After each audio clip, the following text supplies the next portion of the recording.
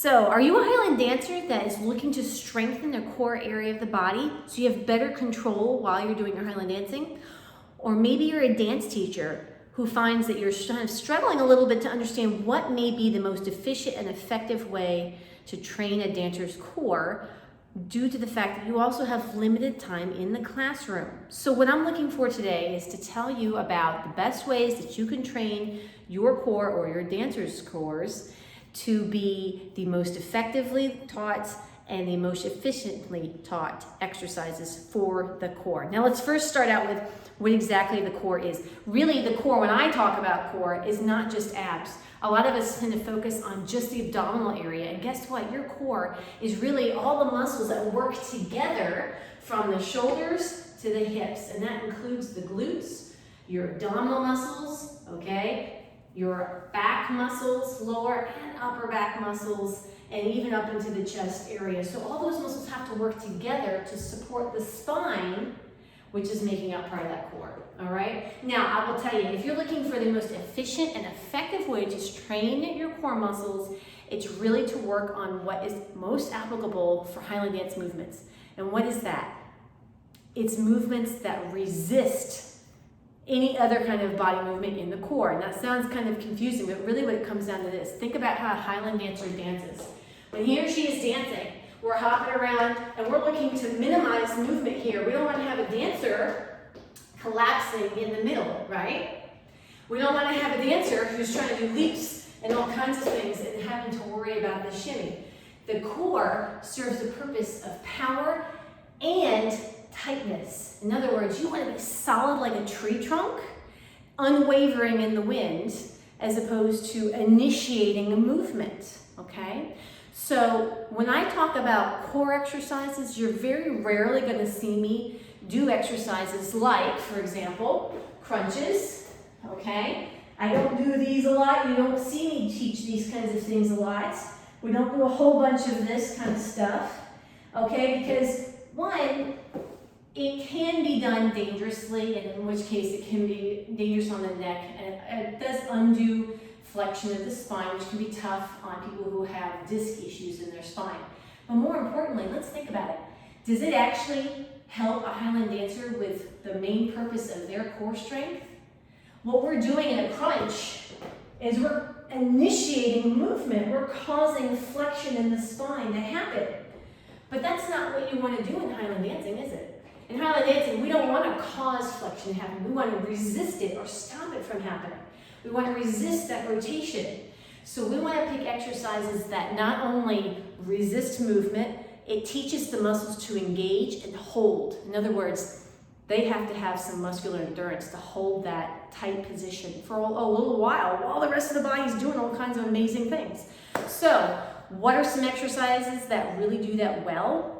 Planks for one, okay? And I like to think about doing the whole body. In other words, you could do a whole plank series that really is very basic, right? You could do a plank series facing just down, straight up plank, right here, engaging the abs, engaging the glutes, engaging the shoulder blades, all areas of the body, and hold here. Then the dancer could then take it to your side plank. Any number of options for varieties of side planks as well as a regular plank, okay? Again, same thing.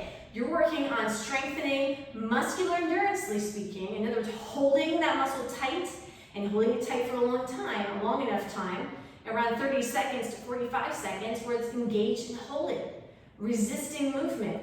And then you can then take it to even in the back position here, a plank in this position or even a bridge, which depending upon some people, if you don't have wrist issues, you can press it up here and practice the plank this way or even a straight plank this way. So you're targeting all angles of the body in the same style and format. You're strengthening the muscles from the entire torso, front, side, and back, so that it holds equally and in balance the spine in a safe position, okay? And that's where you're gonna get the most bang for your buck as a dancer and as a teacher trying to incorporate cross-training movements into an already jam-packed class schedule, okay? You don't have to do more exercises. You just need to pick the ones that train the core the most efficient way. Now you'll see in my exercise of the month today that I pick an exercise that specifically gears the abs to be in charge of controlling the hips. This is just one version of an exercise example that is resisting movement, where I'm moving legs, but I'm not gonna let my hips tip or move, okay? And that's just like what we need to do in Highland dancing, right? We have to have our legs moving, they move out here, they move out here, they move out here, and guess what? The hips, they can't move, right?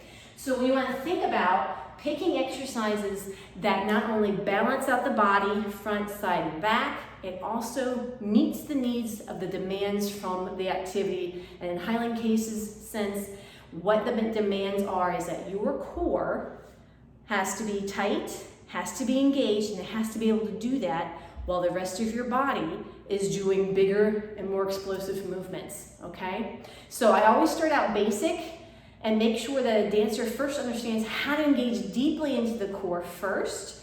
So really basic exercises to strengthen the pelvic floor, like for example, the exercise I show, that's the exercise of the month. That's a great one to start with. And then you build up to more advanced exercises where you can get all kinds of fancy planks and that kind of thing.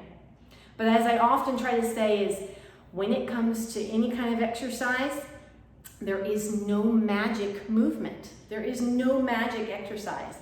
It's picking one that most applies to your goals and being consistent with it. So even if you decide that you're going to pick a straight up plank, a regular plank facing down, or what we call prone, a regular plank on your side, and then a supine plank where, in other words, you're face up.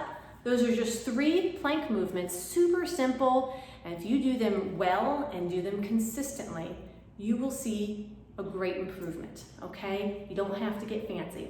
So think about it. Again, the next time you see people doing a whole bunch of crunches or leg sweeping movements, you want to think, what is the purpose for me as a Highland dancer or for me as a teacher of Highland dancers? Does that meet the needs of my dancers or me as a dancer?